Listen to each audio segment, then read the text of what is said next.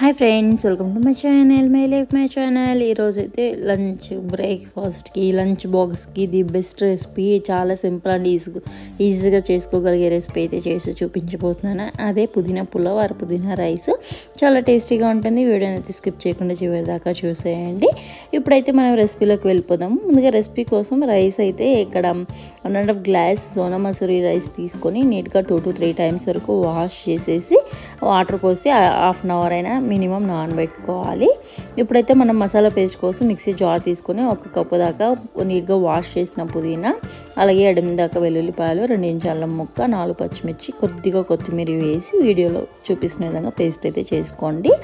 అలాగే 2 medium size టమాటాలను కూడా ప్యూరే చేసి పక్కన పెట్టుకోవాలి. ఇప్పుడు మనము రెసిపీ కోసం ముందుగా స్టవ్ పైన కుక్కర్ పెట్టి 2 tablespoon oil, 1 teaspoon నెయ్యి వేసుకోవాలి.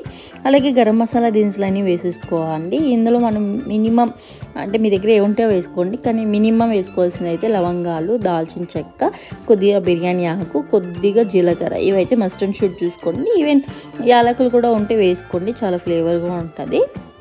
అవి వేసుకొని 1 నిమిషం పాటు అట్లా ఫ్రై చేసుకున్నాక 3 పచ్చిమిర్చి ఇట్లా సన్నగా కట్ చేసి వేసుకొని, అలాగే 1 ఆనియన్ ఇట్లా సన్నగా కట్ చేసి వేసుకొని ఎర్రగా ఎంతవరకు వేయించుకున్న తర్వాత ఇప్పుడు ఈ పుదీనా పేస్ట్, సాల్ట్ వేసేసుకొని పచ్చి వాసన పోయి ఆయిల్ పైకి తేలే వరకు వేయించుకున్న తర్వాత ఇప్పుడు టమాటా పేస్ట్ కూడా వేసేసుకోండి. టమాటా పేస్ట్ వేసుకొని మరి కాసేపు పచ్చి వాసన పోయే వరకు వేయించుకోవాలి. ఆ తర్వాత 1/2 టీ స్పూన్ పసుపు, 1/2 టేబుల్ స్పూన్ ధనియాల పొడి, 1 చిటికెడు వేయించిన జీలకర్ర పొడి కూడా వేసుకోండి.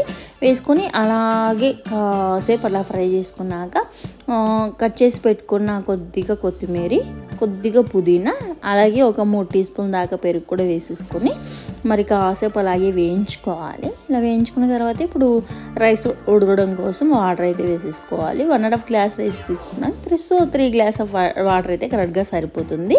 అది వేసుకొని 1 టీ స్పూన్ దాకా గరం మసాలా కూడా వేసేసుకొని ఇప్పుడు ఈ నానబెట్టుకున్న రైస్ని కూడా యాడ్ చేసేద్దాము.